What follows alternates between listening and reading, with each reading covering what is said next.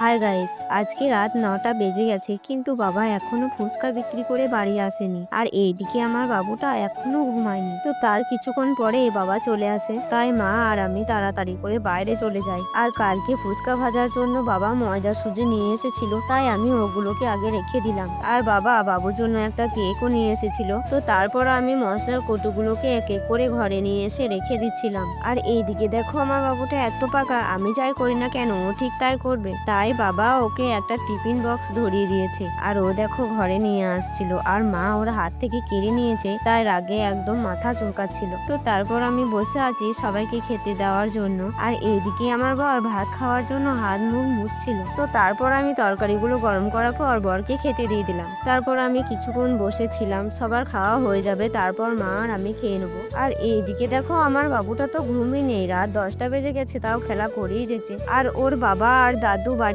থাকলে তো ওর খুব ভালোই হয়। তো যাই হোক, তারপর আমরা সবাই খেয়ে দিয়ে নিয়েছি, আর মা বাবা ওই ঘরে শুয়ে পড়েছে। আর আমি এখন বাবুকে পায়ে তেল দিয়ে ব্যায়াম করে দিছিলাম। আর বাবুর বাঁ পাটা একটু বেশি করেই ব্যায়াম করে দিয়েছিলাম, কারণ আমার বাবুর বাঁ পাটা একটু বেঁকা ছিল। তো বন্ধুরা, তোমরা যদি আমার বাবুর পায়ের ব্যাপারে জানতে চাও তাহলে অবশ্যই আমার পরের ভিডিওগুলো দেখতে হবে।